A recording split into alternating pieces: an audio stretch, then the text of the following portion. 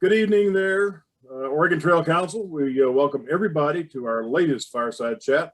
We've got a whole bunch of people on here tonight, which is exciting. People we hadn't seen for a while, people we get to see fairly often, and I'm pleased to have all of you aboard. We have some, tonight is current events more than anything else. We have some interesting topics, I believe. And as always, if you've got some things to contribute, please do so as we go through time here. Scott, did you want to start us off, or are you going to come in a little later? I'll just come in a little bit later. I mean, it's primarily, rather than taking some time up front, I'll just help answer questions, if that's okay with you. Very good.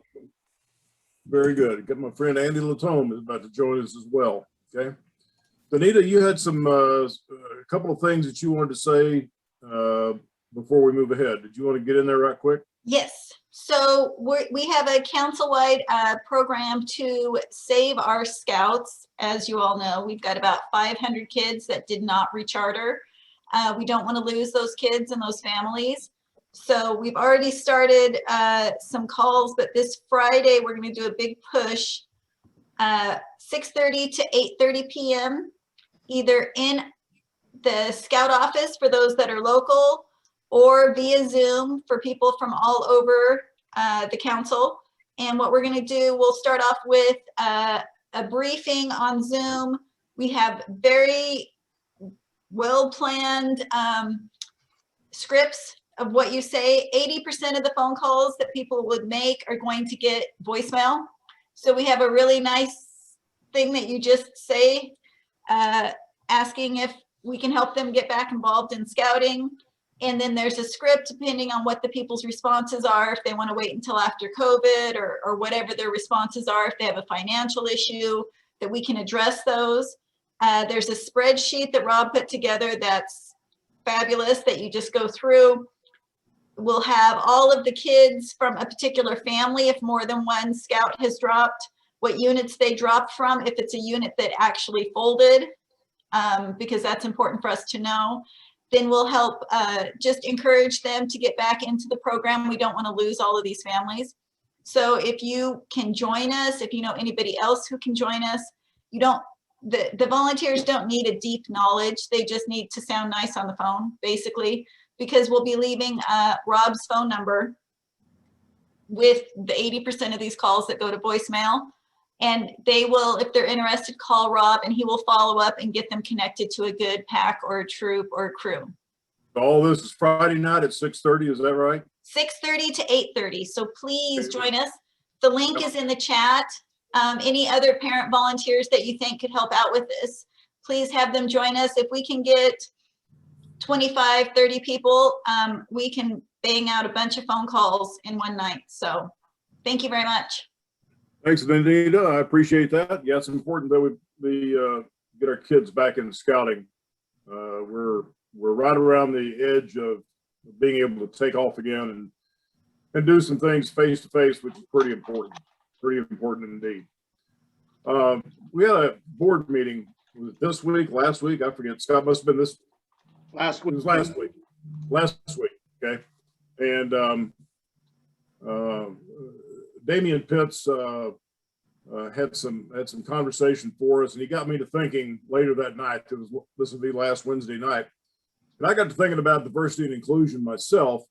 And Jim Wiley and I have had a conversation about this many moons ago. Several of us have had conversations about how do we bring a little more diversity, a little more inclusion into the Oregon Trail Council, Boy Scouts at large.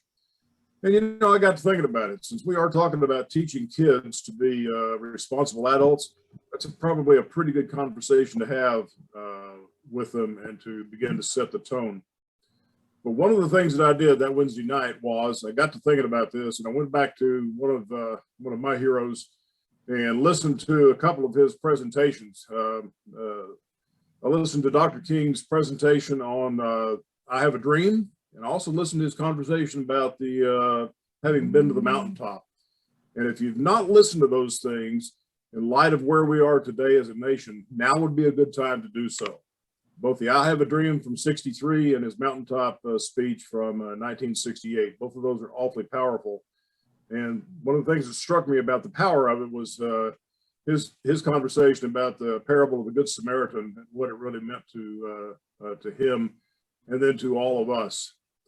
So I think it's kind of an important thing that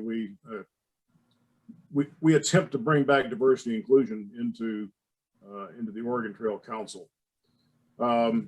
Scott, you and I've had conversations about this. Can you expand on this ever so slightly for us, please, sir?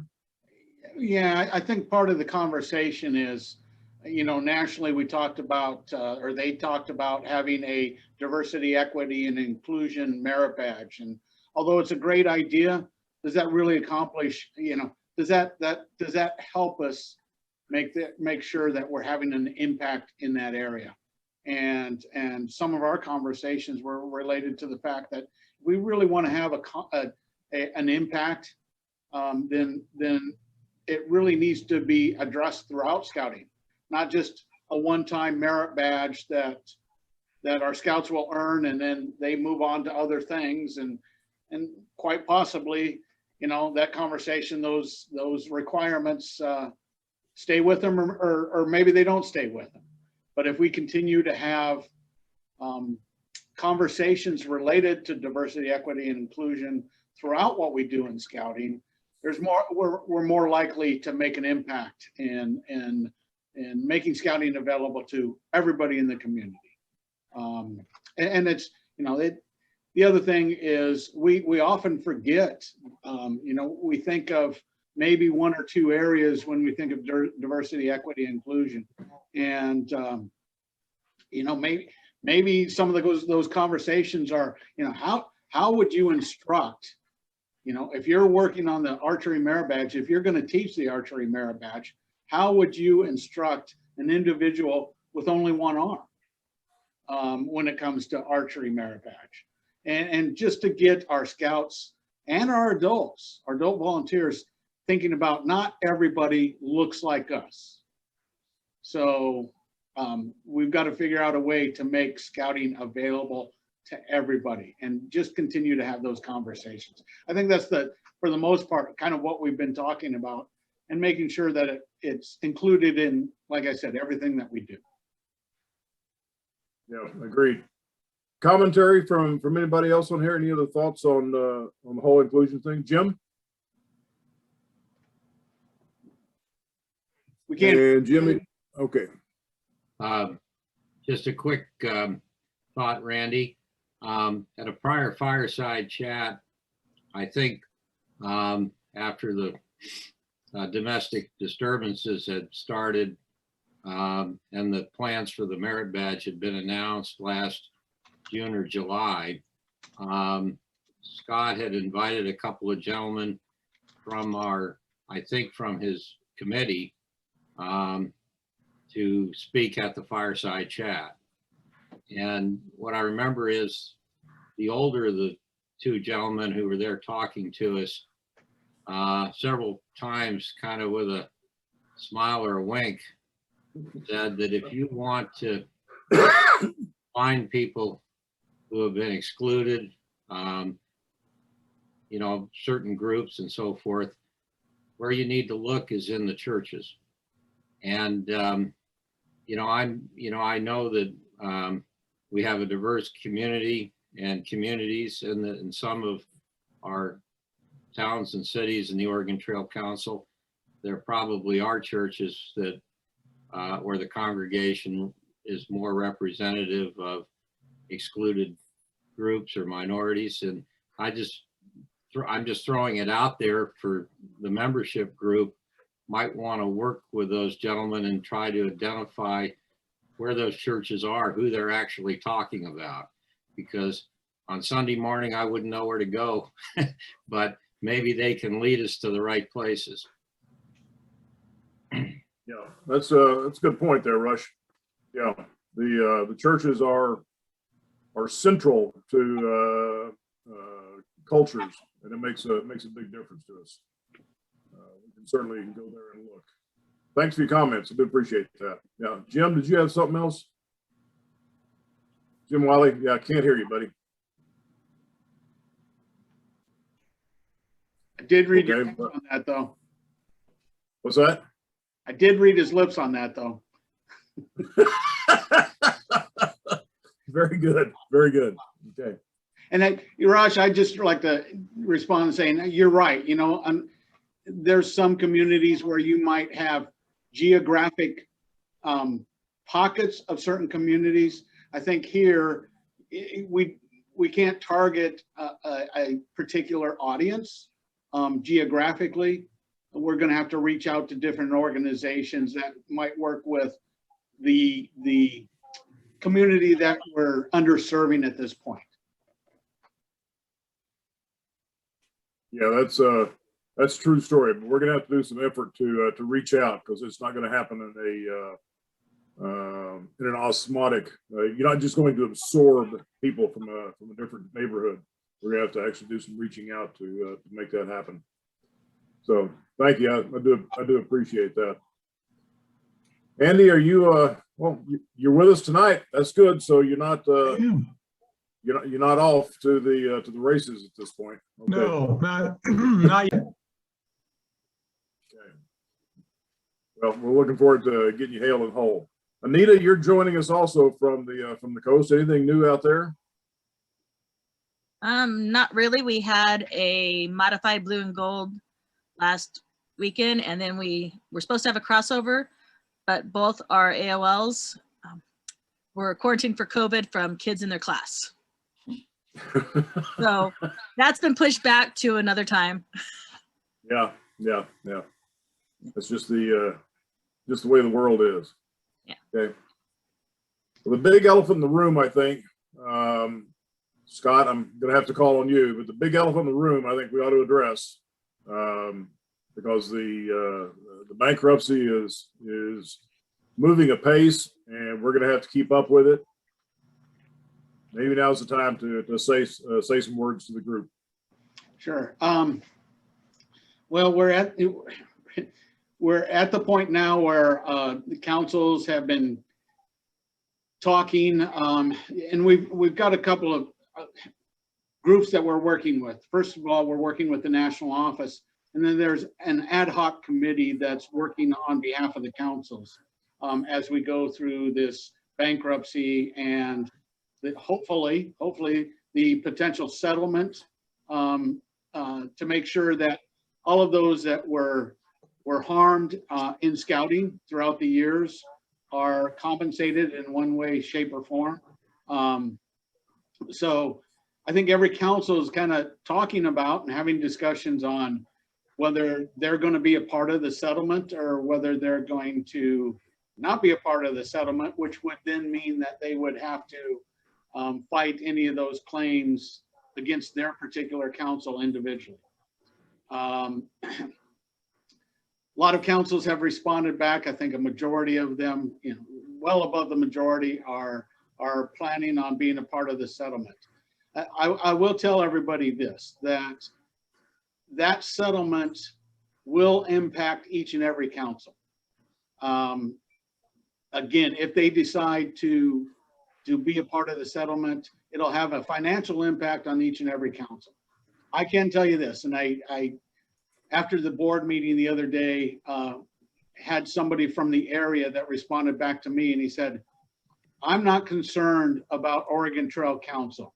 Whatever the amount of the settlement, and we don't know what that is right now.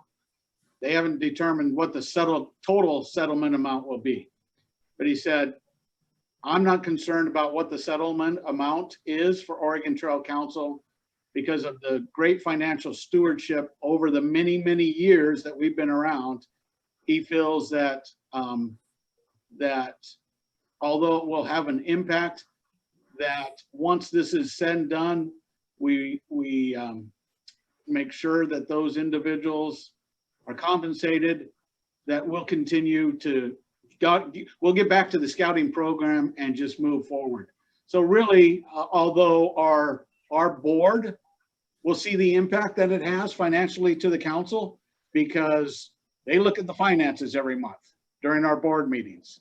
So they will see the financial impact. But for the scouters that are out there working the scouting program within the units, within the districts, they won't see it. They won't see the impact. they really won't see an impact because we'll continue to be able to move forward. And our goal is really just to reach out to more and more families and make scouting readily available to those families. That's how we're going to move forward from this. So I guess a short, maybe too lengthy, I don't know, but a short response to your question, Randy. That's the way it's going right now. You know, at some point, we'll have to officially decide whether we're going to be involved in that process or not. And then we'll have to figure out how we come up with those funds for that settlement, for the council's portion of that settlement. But it's still a little bit in the future, but not too far off. And we'll see where this settlement takes us. So yeah, I'm looking forward to getting that taken care of appropriately. That's for sure. Jim, did I see you trying to hook up your audio again? I'm not sure if it works or not. It works. All right. Yeah, everybody give a hands up, Jim. That is. Well, I had some help from the Camp Baker chairperson from Jim Timony saying that you ought to log off and log back on. I think she was telling me to go away, but I figured out how to get back on. So Scott, how is this going to affect us when we continue to donate funds to Oregon Trail Council? Should we just write the check to National, or how does that work? Yeah, thanks for that question, Jim. No, actually, if like, for example, let's take a look at the Friends of Scouting program. The Friends of Scouting dollars are used in our operating budget for the year. This will not have an impact on our operating budget. It may have an impact in endowment, on our endowment funds. It may have an impact on some of the properties that we own. It may have an impact on some of the timber that we might have on some of those properties. Again, we just don't know how much, so we'll have to figure that out. If anybody is interested in giving to the Friends of Scouting program, again, it's not going to have an impact on those operating dollars. And if somebody chooses to give to endowment or some other program, anything within the council, if they are restricted funds, they cannot be touched. So an example would be if Jim Wiley decided to give $20,000 for improvements at Camp Baker, that's temporarily restricted till we use that money. And now I see he's going probably working on that, so that's why he went away. You scared him off. But yeah, those are designated funds and they cannot be touched. So, you know, I know that's been a question for a lot of people. So really, Jim, I do thank you for mentioning that. And again, if it's Friends of Scouting dollars or designated funds, they cannot be touched. Hey, Scott. Yes. Of all the councils across the country, do you have any idea from your conversations how many of the councils can weather this and how many it's just going to decimate them? I don't. I've had a lot of conversations. Some of that probably is going to depend, Anita. I will tell you this. The ad hoc committee, which is made up of attorneys from different councils across the country of all sizes, and they're volunteers that work within those councils. They're working hard to try to negotiate a settlement. And my experience has been that throughout that process, they're trying to make sure that we can come up with a settlement and compensate those individuals, but at the same time, all 253 of those councils will be able to continue to operate moving forward. So much depends on what the final settlement is and how much each council will have to contribute into that settlement. And are they dividing it up based on the number of scouts in each council? Is that how they're determining, or how do they make it fair? It's really decided, or it has been decided for the most part, by three different things. And that is the amount of assets a council has, the amount of claims against each council, and then the statute of limitations, which really kind of defines how many of those claims could be brought to trial. So statute of limitations within the states that those particular councils operate in as well. So in theory, a council that does not have assets is not going to get hit as hard as a council that does have assets. In theory, that is correct, Okay. yes. Is that liquid assets as well as property assets, or what are they figuring that on? It's unrestricted assets. Yeah. For an Part of example, the, I will mention that for an example is, Camp Chinook, Camp Malacqua, Weyerhaeuser Woods, Murnane. Murnane. A lot of people don't know about Murnane, but Murnane, if not used for scouting purposes, reverts back to the donor. Camp Chinook is a use agreement with Elliott State Forest. Malacqua is a facility use agreement with or lease with the Forest Service, and Weyerhaeuser Woods is a minimal fees that we pay every 5 years for using that property as well. So those are not on the table. yeah, but part of the ad hoc committee's conversation here long ago was to come up with some form of an equitable spread across all 253 councils, with the idea of maintaining the viability of all those councils at the same time. So, the question is, since we've done very well from a stewardship standpoint, does that impact us a little more than those that have not done so well? Yeah, you could make that point. But if you look at it from a different angle, let's assume that we want all scouting to continue across the United States. Well, how are we going to do that? How do we share in that overall burden? And I think that's important. Even for the itty bitty councils that are struggling to make it, they're serving scouts in their area, and I believe that's an important factor to recall here. So it's a chore. And as you all have seen and know, COVID has had a tremendous impact, along with other things, have had a tremendous impact on membership throughout the country in the last year. And the only way to grow scouting, I believe, is to have boots on the ground, volunteers and professionals working together to go out and tell the story of scouting, and make sure that scouting is available anywhere and everywhere for families that want to join. And I look and I still hearken back to the thought process that, if thankfully Anita's on here, thankfully we've got it in Coquille, because if we didn't and Anita had to maybe go to Coos Bay or North Bend, maybe families in Coquille wouldn't have the opportunity to be involved in scouting. So we've got to look at some of those areas. I've talked to a certain district to the north of Eugene about the fact that we've got great scouting in Corvallis. Go ahead and say it.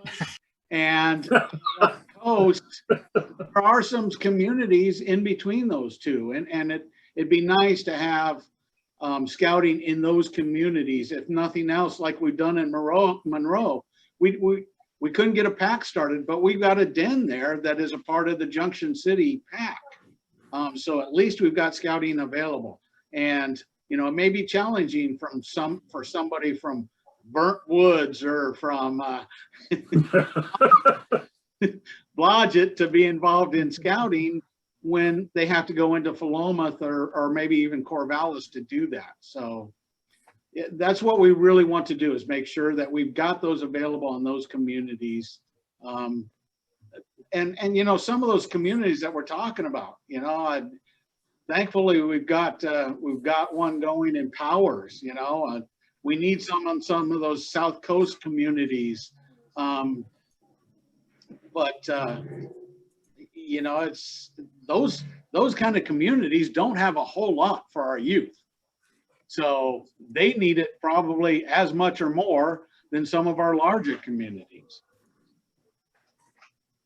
So Danita, you're having this phone-a-thon Friday night, Yes. which I wish I could be part of, but I'll be at Camp Baker. But I understand there's 134 or 135 units that have dropped off the rolls in the last year. What kind of number impacts is that on Cub, Boy, Scouts, BSA?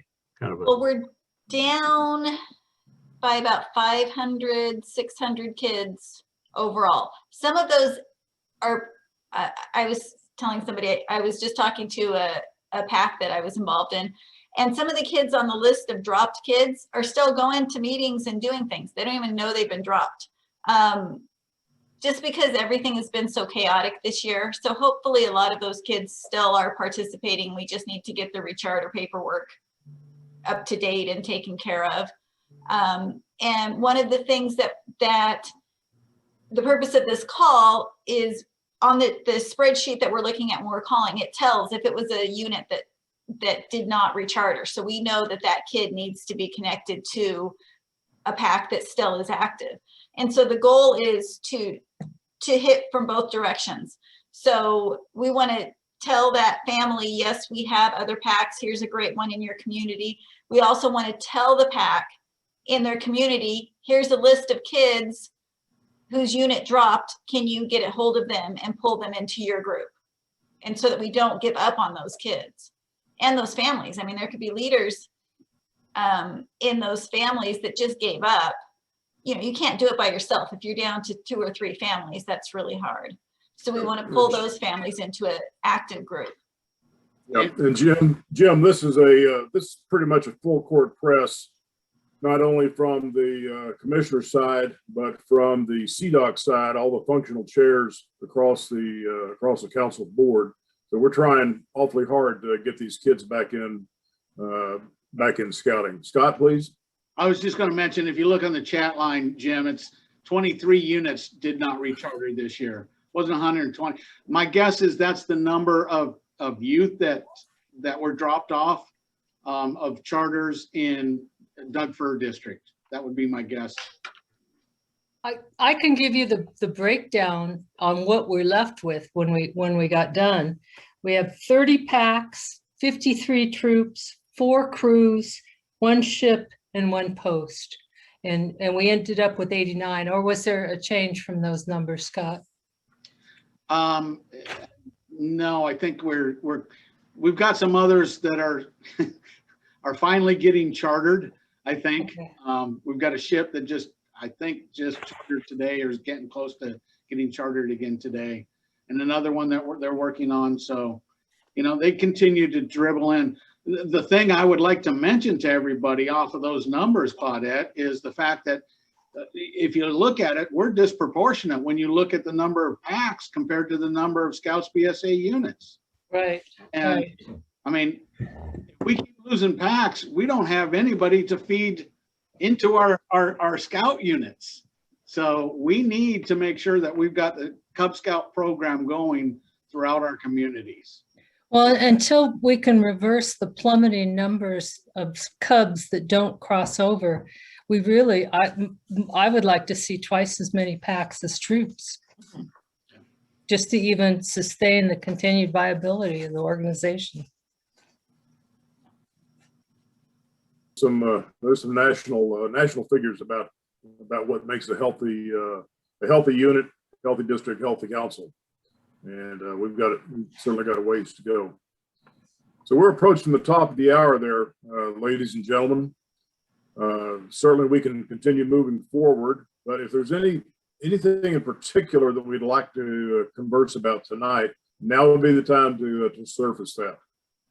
We're reaching our conclusion here. Okay, anything?